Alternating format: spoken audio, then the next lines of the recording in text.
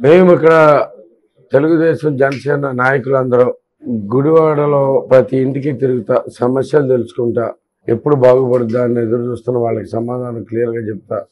MLA అనేవాడు ఈ చేయాల్సిన పనులన్నీ మేం చేసుకుంటూ వెళ్తున్నాం. ఇప్పుడు నీకు పనేమి లేదు కాబట్టి ఏదైనా కానీ న్యూస్లో ఉండాలంటే పవన్ కళ్యాణ్ గారిని తిట్టాలి, చంద్రబాబు గారిని తిట్టాలి, ఇలాంటి ఎజెండాలు పెట్టుకుని ఎందుకు పనికిరాని తొలి మాటలు ఎప్పుడు చెప్పేయే ఎప్పుడు చేసే అసలు పూర్తిగా విశ్వాసం కోల్పోయిన వ్యక్తి ఎవరైనా ఉన్నారంటే ప్రధానంగా నువ్వే.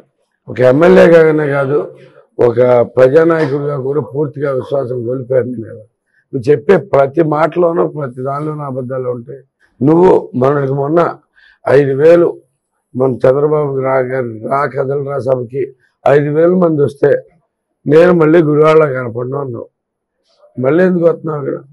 నువ్వు చెప్పే ఏ ఒక్కదానికి నీకు విశ్వసనీయత లేదు. నువ్వు చేసే ఏ పని అయినా కానీ ఇలాగే ఉంటుంది, ఏ మాట అయినా కానీ ఇలాగే ఉంటుంది. అభివృద్ధి గురించి ఒక్క మాట మాట్లాడలేవు. నీకు అంత దమ్ముంటే 2014 నుంచి 2019 దాకా తెలుగుదేశం ప్రభుత్వం హాయంలో జరిగిన అభివృద్ధి గురించి మా నాయకులు ఎవరైనా రెడీగా ఉన్నారు మాట్లాడతారు నీతో దమ్ముంటే.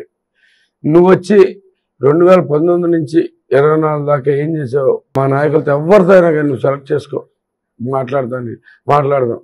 ఏ మాత్రం అన్నా నీకు ఉంటే ఎలా చెప్పాలో కూడా అర్థం కావట్లేదు. మరి చండాలమైన మాటలు మాట్లాడుకుంటా వాళ్ళని పట్టుకుని ఎవరైనా కానీ ఈ సొల్లు చెబుతానే వెళ్తావు. కానీ కనీసం ఈ రోడ్డు వేసాను, అక్కడికి వెళ్ళి ఇక్కడికి వెళ్ళి ఆల్రెడీ పని చేస్తున్న బిల్డింగ్లు ఓపెన్ చేస్తాను, ఇట్లు ఓపెన్ చేస్తాను, అక్కడికి వెళ్ళినా కానీ ఒకటే చెబుతావు మా జగన్ బటన్ నొక్కాడు, మా జగన్ బటన్ నొక్కాడు.